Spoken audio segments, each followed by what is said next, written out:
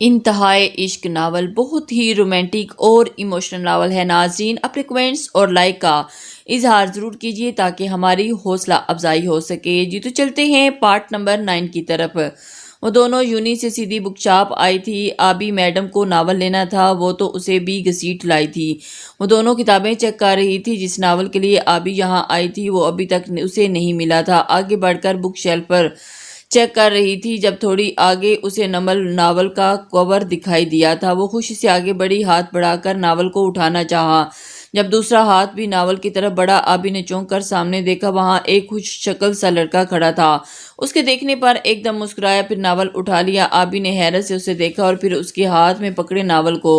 وہاں صرف ناول کی ایک ہی کاپی تھی اور اسے یہ ناول ہر حال میں چاہیے تھا۔ یہ میرا ناول ہے۔ اس نے گور کر سامنے والے کو دیکھا، پر میں نے تو سنا ہے کہ نمرہ احمد کا ہے۔ وہ مسکراہٹ دبا کر بولا، اوف، میرا مطلب ہے کہ یہ ناول میں نے لینا تھا۔ اس نے جھنجھلا کر سر پر ہاتھ مار کر کہا، پر یہ میں نے لے لیا ہے۔ اس لڑکے نے مزے سے کہا، دیکھیں مسٹر، میں اسے اٹھانے ہی والی تھی کہ آپ نے اٹھا لیا۔ مجھے کب سے یہ ناول پڑھنا تھا، پر بک شاپ پر آنا نہیں ہوا اور اب میں آ گئی ہوں اور ناول بھی میری نظروں کے سامنے موجود ہے، تو آپ بیچ میں کیوں آ رہے ہیں؟ وہ ایک سانس میں بولتی چلی گئی، آپ مجھے ویلن ثابت کرنا چاہتی ہیں؟ وہ آنکھیں پھاڑ کر بولا۔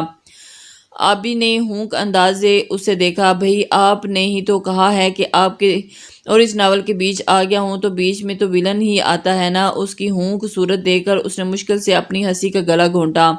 اچھا، آبی نے سمجھ کر سر ہلایا، شکر آپ کو سمجھ تو آئی۔ اس کی بات پر آبی نے اسے گھورا تھا، دیکھیں مسٹر، آپ زیادہ سمارٹ نہ بنیں۔ اور عہد عالمانہ سے آبی کی بات کاٹ کر کہا، جب حیا بھی اسے دیکھا اور مجھے عہد عالم کہتے ہیں۔ اس نے شرارت سے آبی کو دیکھا، تو میں کیا کروں؟ وہ تب کر بولی، مسٹر کی جگہ میرا نام استعمال کریں۔ اس نے آبی کی آنکھوں میں دیکھا۔ آبی گڑبڑا کر نظریں پھیر گئی تھی۔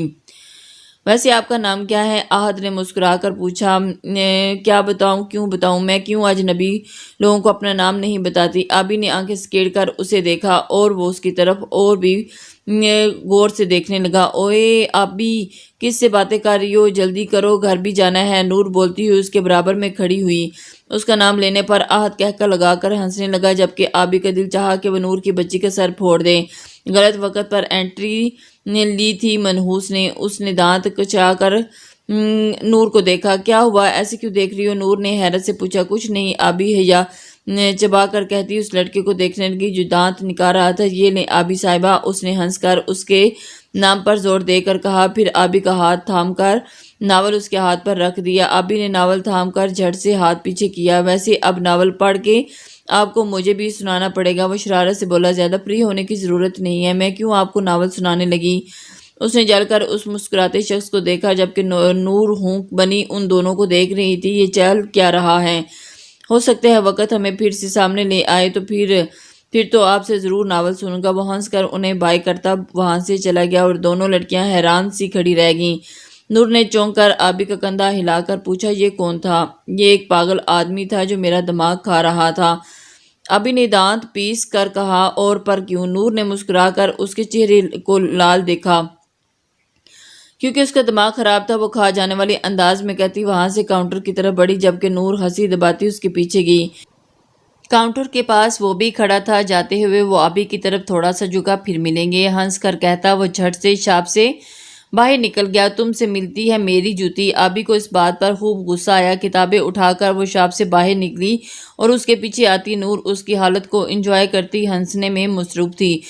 وہ مایوس سی آنی کے گھر سے واپس لوٹی تھی۔ وہ آنی کو ہاشم خان کے بارے میں بتانے گئی تھی، پر آنی نے اسے پہلے ہی اسے بتا دیا کہ کل ان کی فلائٹ ہے، وہ لوگ عمرے پر جا رہے ہیں۔ اسد بھائی نے انہیں اچانک سرپرائز دیا تھا۔ آنی بہت خوش تھی، اس لیے وہ اپنی وجہ انہیں پریشانی نہیں کرنا چاہتی تھی اور ان کے ساتھ تھوڑا سا وقت گزار کر وہ ڈرائنگ روم میں داخل ہوئی تو تابین اور جمال آغا کو اپنی طرف آتے دیکھا۔ انہیں سلام کر کے وہ سائڈ سے ہو کر جانے لگی، جب جمال آغا نے اسے پکارا اور وہ ایک دم سے پلٹی۔ نازلی اسے رک کر اس نے دیکھا، اور ہم شاپنگ پر جا رہے ہیں، تم بھی ہمارے ساتھ چلو، وہ نازلی کی آنکھوں میں دیکھ کر بولا، اور نازلی ایک دم سے چونک گئی۔ نہیں مجھے نہیں جانا۔ اس کی بات کاٹ کر وہ جلدی سے بولا، اور نہیں، ارے تابین بولو، اسے یار کے ساتھ چلے، اس طرح مجھے بھی اپنی کزن کو جاننے کا موقع ملے گا۔ وہ سرد آنکھوں سے نازلی کو دیکھتا مسکرایا تھا۔ اوفو نازلی، چلو نہ یار، ورنہ اس نے پیچھا نہیں چھوڑنا۔ تابین نے موبائل پر پرس میں ڈال کر کہا۔ آئے پر آپی نازلی جانا نہیں چاہ رہی تھی۔ کمن یار چلو، تابین نے مسکرا کر اس کا ہاتھ تھاما تو مجبوراً نازلی کو اس کے ساتھ چلنا پڑا۔ جمال آغا ان کی پشت کو دیکھتا منہ پر ہاتھ پھیر کر مسکرایا۔ شاپنگ مال پہنچ کر تابین تو اپنی شاپنگ میں لاگی اور جمال آغا نازلی کے سر پر سوار ہو گیا۔ وہ جہاں جاتی وہ اس کے پیچھے پیچھے آتا۔ اس کی حرکتوں سے نازلی پریشان ہو گئی تھی پر کچھ بول نہ پائی۔ جمال آغا صاحب اس کی بڑی ماما کے بھتیجے تھے اور ان کے ساتھ کوئی گستاخی کر کے خطرہ مول نہیں لے سکتی تھی۔ یہ لے لو نا تمہارے لیے بیبی ڈال۔ وہ ایک پرس تھامے اس کے سامنے آیا اور اس کو کہنے لگا، نہیں نہیں مجھے نہیں لینا۔ نازلی نے جھجک کر اسے دیکھا، کچھ زیادہ ہی فرینک ہو رہا تھا اس کے ساتھ اور اسے سمجھ نہیں آ رہی تھی کہ کیسے اس کو روکے۔ کیوں نہیں، اب تو گفٹ دینے اور لینے کا سلسلہ چلتا رہے گا۔ وہ مسکرا کر عجیب لہجے میں بولا۔ نازلی کو اس کی الجھی باتیں سمجھ نہیں آ رہی تھی۔ وہ جانے لگی جب جمال آغا نے اس کا ہاتھ تھام لیا۔ چلو وہاں آؤ، تمہارے لیے ایک رنگ دیکھی تھی میں نے، تمہیں پہنا کر چیک کروں۔ وہ ایسے بات کر رہا تھا جیسے میں ان میں سالوں سے دوستی رہی ہو، اور اس کی بات پر نازلی نے جلدی سے اس کے ہاتھ سے اپنا ہاتھ کھینچا۔ مجھے کوئی رنگ نہیں دیکھنی، وہ پیچھے ہوتی ہوئی بولی، اور اس کی بات پر جمال آغا نے تب کر اسے دیکھا۔ نازلی آؤ ذرا ڈریسز دیکھتے ہیں۔ تابین مصروف سی اس کی طرف آئی اور اس کے کہنے پر نازلی جلدی سے اس کے ساتھ آگے بڑھی۔ جمال آغا بھی نازلی کی پشت کو گھورتا ان کے ہم قدم ہوا۔ نازلی کپڑے دیکھ رہی تھی جب جمال آغا اس کے قریب آیا۔ نازلی اس کی حرکتوں سے عاجز آ گئی تھی۔ یہ ڈریس دیکھو، تم پر بہت سوٹ کرے گا، وہ اس کے قریب جھک کر مسکراتے ہوئے بولا۔ نازلی کچھ قدم پیچھے ہٹی اور پھر غصے بھری ایک نگاہ اس پر ڈالی۔ جبکہ انہیں دور سے دیکھے تے ان دلکش سیاہ آنکھوں نے آگ نگلنے لگی۔ دانت پیس کر اس نے مٹھیاں زور سے پینچی اور اس کا بس نہیں چل رہا تھا کہ وہ آگے بڑھ کر جمال آغا کا منہ توڑ دیتا۔ وہ اسپی کے ساتھ شاپنگ کرنے آیا تھا پر یہاں نازلی کے ساتھ اس کمینے انسان کو دیکھ کر اس کا دماغ گھوم گیا۔ اسے نازلی کے قریب اتنا دیکھ کر ہاشم کے دل پر قیامت برپا ہو گئی۔ شکریہ جمال بھائی، پر مجھے کچھ نہیں چاہیے، نازلی نے جل کر بھائی پر زور دے کر کہا، پھر ہاتھ میں پکڑا خوبصورت سا سفید ڈریس واپس رکھا۔ اسے وہ ڈریس اچھا لگا تھا، وہ لینا بھی چاہتی تھی پر اس شخص نے اس کا موڈ خراب کر دیا تھا۔ وہ ڈریس رکھ کر پلٹی کے وہاں سے دوسری طرف بڑھ گئی۔ جمال آغا نے خباثت سے مسکرا کر اسے دور ہوتے دیکھا، پھر تابین کی طرف بڑھ گیا۔ نازلی جمال آغا کو کوسی آگے بڑھ رہی تھی اور اس کا دل کیا کہ وہ وہیں بیٹھ کر رونے لگ جائے۔ یہ اس کے ساتھ کیا ہو رہا تھا؟ پہلے ہاشم خان اور اب یہ جمال آغا۔ وہ کیوں اس کے پیچھے پڑ گئے تھے؟ کیوں اسے چین سے جینے نہیں دے رہے تھے؟ وہ جاتی تو کہاں جاتی؟ اس کا سکون برباد ہو کر رہ گیا تھا۔ وہ سوچوں میں گم چل رہی تھی جب اس کا بازو پکڑ کر اسے کپڑوں کے ریک کے پیچھے کھڑا کیا گیا۔ نازلی نے چونک کر سامنے دیکھا۔ اس شخص کو دیکھ کر اس کا دماغ الٹ گیا۔ وہ شخص یہاں بھی پہنچ آیا تھا، جن کہیں کا، اور اس ظالم شخص نے اس نازک سی لڑکی کا بازو کھینچ کر اسے اپنی طرف متوجہ کرنا جیسے بہت پسند تھا۔ آپ میرا پیچھا چھوڑ کیوں نہیں دیتے؟ وہ اپنا بازو جھٹک کر تب کر بولی۔ دوسری طرف سے اس کے بازو پر گرفت اور مضبوط کر لی گئی۔ تم آئندہ مجھے اس جمال آغا کے ساتھ نظر نہ آؤ، سمجھی؟ اس کی بات کو اگنور کرتا وہ آہستہ آواز میں گرایا تھا۔ نازلی نے حیرت سے اسے دیکھا۔ آپ ہوتے کون ہیں مجھ پر حکم چلانے والے؟ وہ اسے گھور کر بولی۔ اس کے انداز پر نازلی کو غصہ آیا، اور وہ کوئی کٹ پتلی تو نہیں تھی جس کو جو مرضی آئے اور اپنے مطابق چلانے لگ جائے۔ سب کچھ تمہارا، سب کچھ یہ ہاشم خان ہے۔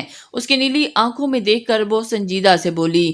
تم اب مجھے جمال آغا سے 10 قدم کے فاصلے پر نظر آؤ، اسے میں تمہارے قریب نہ دیکھوں۔ وہ جنونی انداز میں اس کے چہرے کو دیکھ کر بول رہا تھا۔ میں کیوں مانوں آپ کی بات؟ وہ جل کر بولی۔ تمہیں ماننا پڑے گی۔ اس کا لہجہ بلا کا ضد تھا۔ آپ میں اور اس شخص میں فرق ہی کیا ہے؟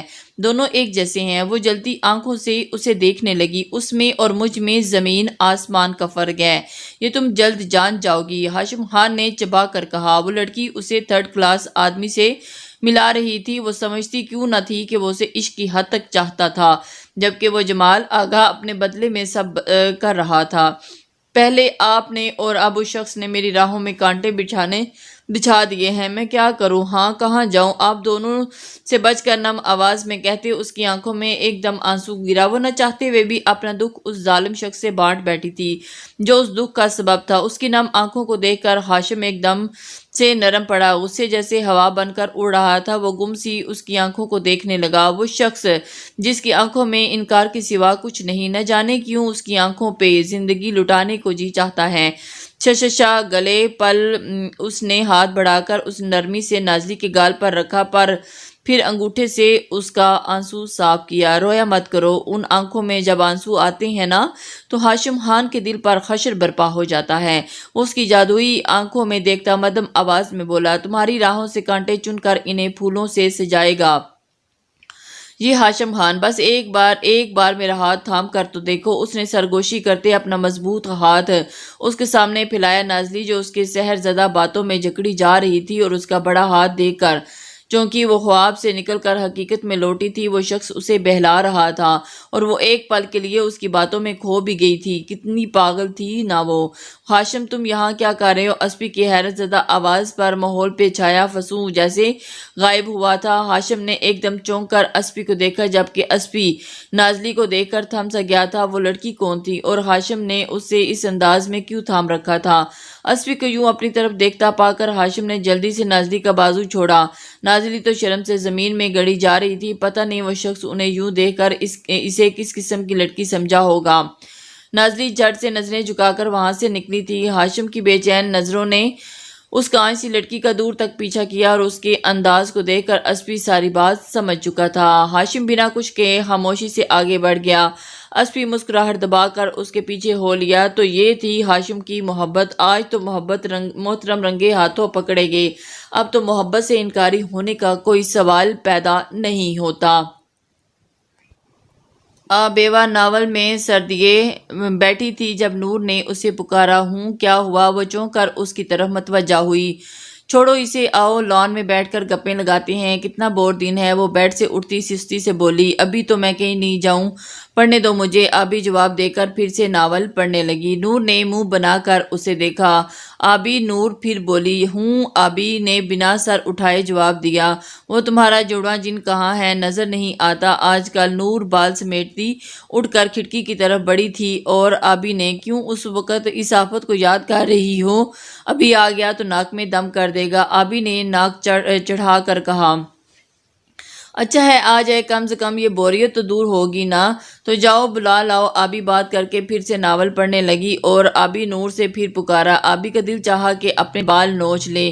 تم نے طے کر لیا ہے کہ تم مجھے چین سے ناول نہیں پڑھنے دو گی؟ اس نے تپ کر نور کو دیکھا اور اس کی طرف بڑھی۔ ہاں بالکل، میں بور ہو رہی ہوں۔ ہاں جی، نور نے شرارت سے مسکرائی۔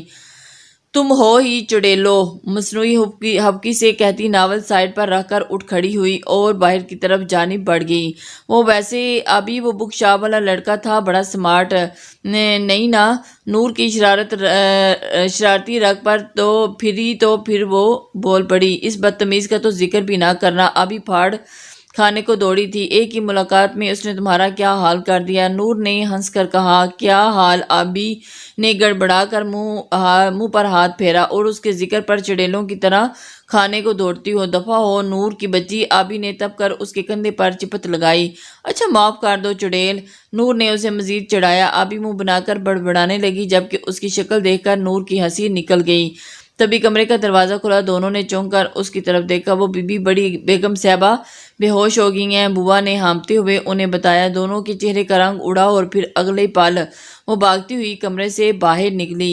نازلی آنی لوگوں کو سیاف کر کے واپس گھر لوٹی۔ کمرے میں پہنچ کر اس نے پرس اور دوپٹہ بیڈ پر رکھا، پھر فریش ہونے واش روم چلی گئی۔ ٹاول سے منہ صاف کرتی واش روم سے باہر آئی تو دروازے پر دستک ہوئی تھی۔ آ جائیں، اس نے ٹاول سائڈ پر رکھ کر کہا۔ دروازہ کھلا اور حاجرہ بوا ہاتھ میں ایک بڑا سا باکس تھامے کمرے میں داخل ہوئی۔ بوا یہ کیا ہے؟ اس نے حیرت سے پوچھا۔ آپ کے لیے آیا ہے بی بی۔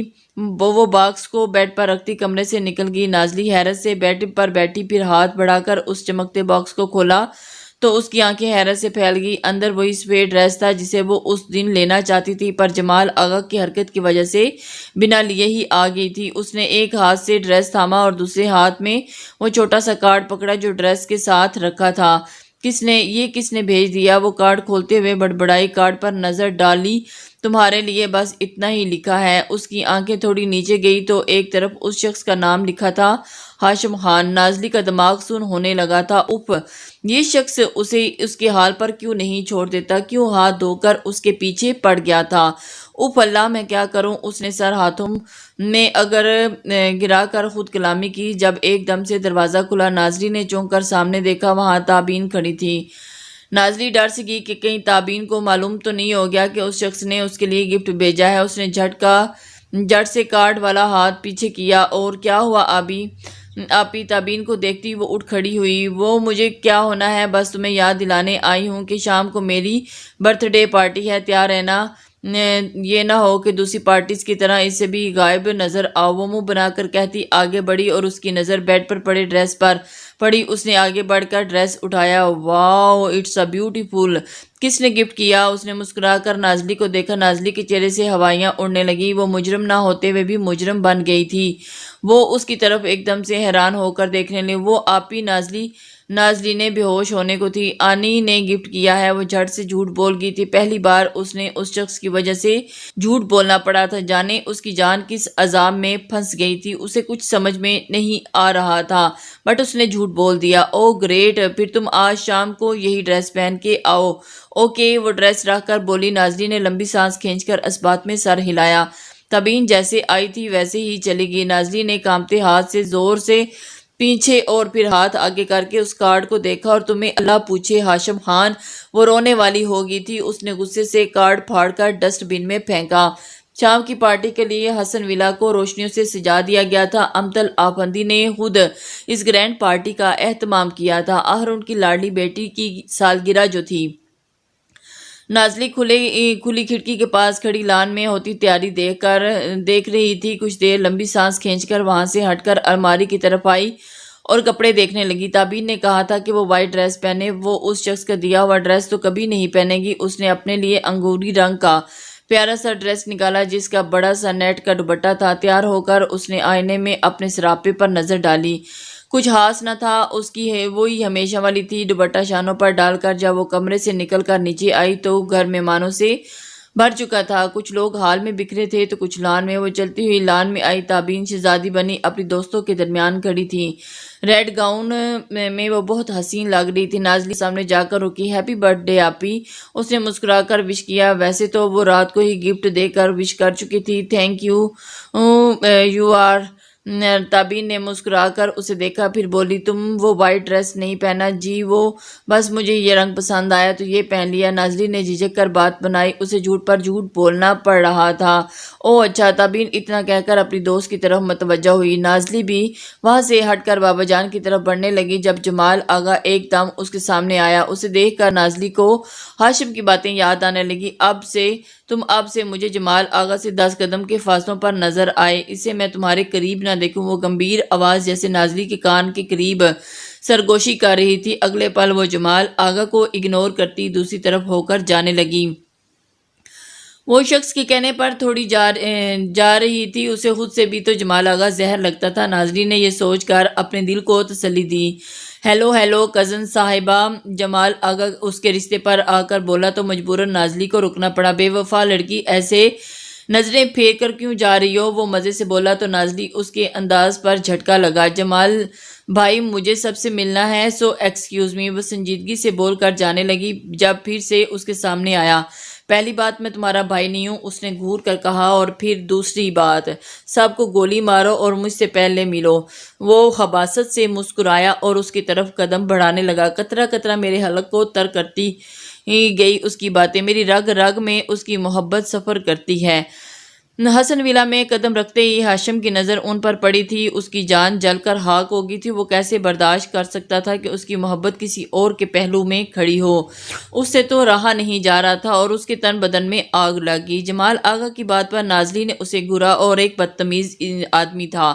نازلی کچھ کہنے ہی والی تھی پر تابین اور ہاشم کو اپنی طرف بڑھتے دیکھ کر خاموش ہوگی۔ انہیں دیکھ کر جمال آغا جان بوجھ کر نازلی کے قریب ہو کر کھڑا ہوا۔ ہاشم شعلہ بار نظروں سے انہیں دیکھ رہا تھا۔ نازلی نظریں جھکا گئی۔ السلام علیکم۔ ہاشم کی بھاری آواز اس کی سماعتوں سے ٹکرائی۔ وعلیکم السلام۔ جمال آغا نے ہنس کر جواب دیا۔ پھر تابین کو دیکھا۔ آج تو تم بہت خوش ہوگی نا کہ تمہارا ہیرو تمہارے ساتھ ہے، اس نے تابین کو دیکھ کر شرارت سے کہا۔ پھر ہاشم کو دیکھا جس کی نظریں پریشان سی کھڑی نازلی پر تھی اور اس کی بات پر تابین ایک دم ہنسی۔ ہاں میں بہت بہت خوش ہوں۔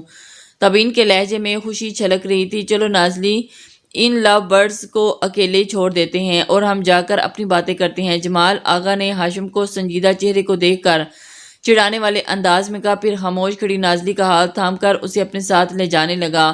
نازلی بھی ہاشم کی نظروں کی تپش سے بچنے کے لیے اس کے ساتھ گھسیٹتی چلی گئی۔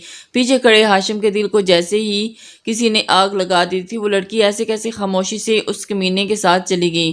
وہ مجبور سا کھڑا انہیں اپنی نظروں سے دور ہوتے دیکھ رہا تھا اور ان کا بس نہیں چل رہا تھا کہ وہ سب کچھ تہس نہس کر دے، اس لڑکی کو اٹھا کر اپنے ساتھ لے جاتا۔ پارٹی عروج پر تھی۔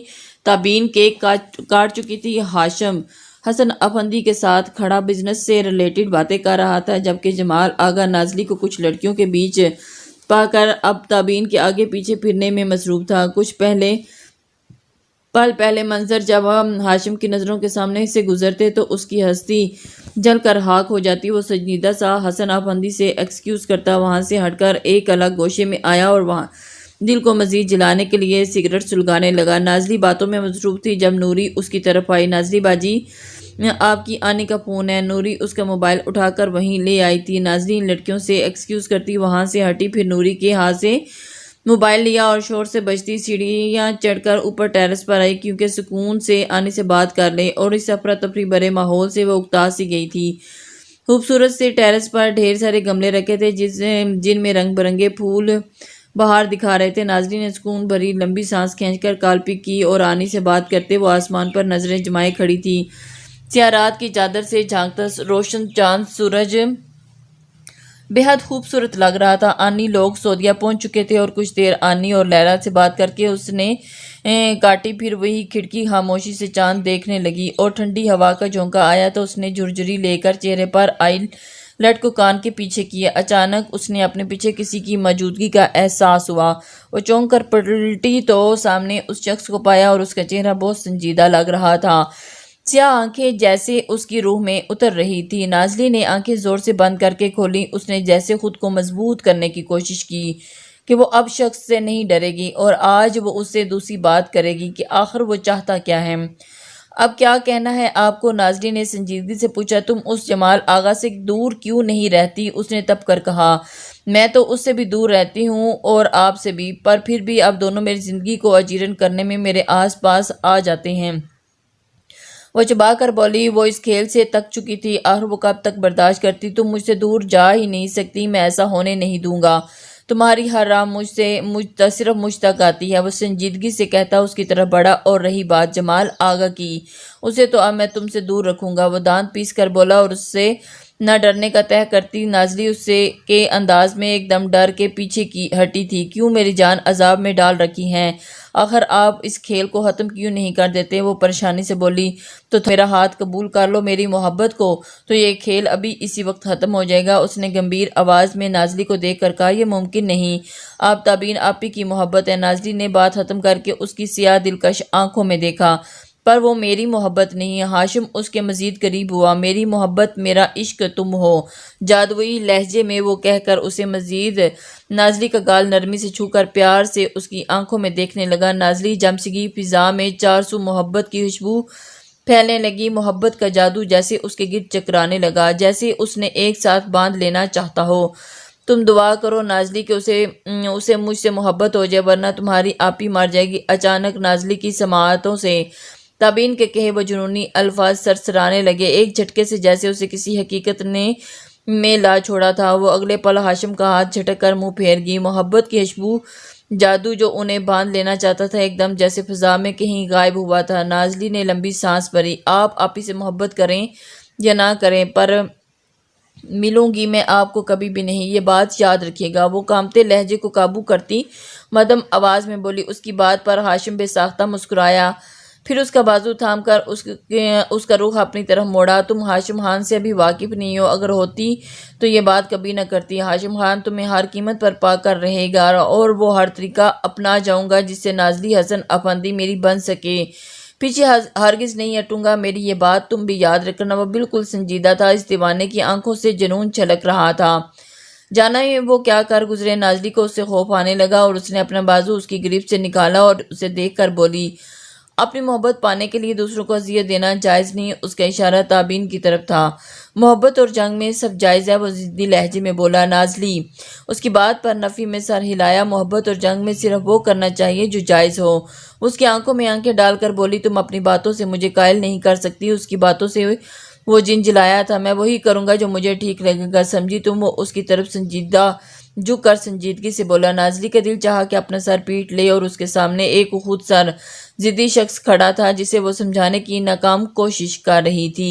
وہ صرف پتھر سے سر پھوڑ رہی تھی۔ آخر میں اس شخص نے کرنی تو اپنی ہی تھی۔ جو آپ جو کریں گے نا، پھر اس کا نتیجہ بھگتنے کے لیے بھی تیار رہیے گا۔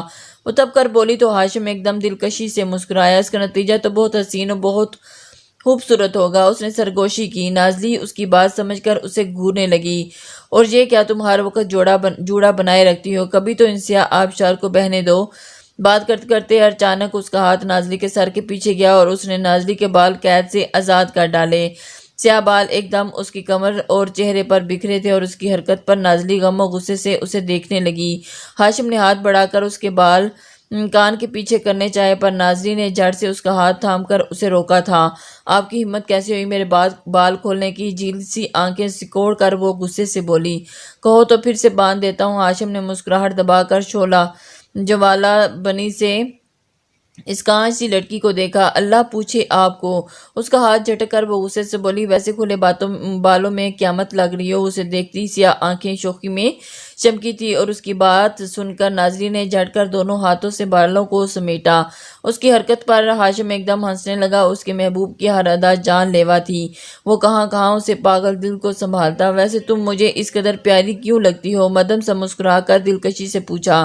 آپ نازلی کو سمجھ نہ آئی کہ آپ اس شخص کو کیا جواب دے، اور اس قہر بری ایک نگاہ اس شخص پر ڈالتی وہ مسکرا کر اس کی آنکھوں میں جھانکنے لگا، عداوت بھری آنکھوں سے، انداز مخلصانہ، میں وار صدقے ہر وار قاتلانہ۔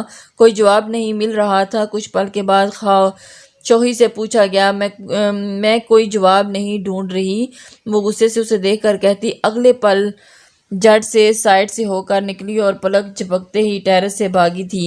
اس کی رفتار دیکھ کر پہلے تو ہاشم حیران ہوا، پھر کہکہ لگا کر ہنستا چلا گیا، اور وہ لڑکی اپنی ہر ادا سے اسے دیوانہ کر رہی تھی۔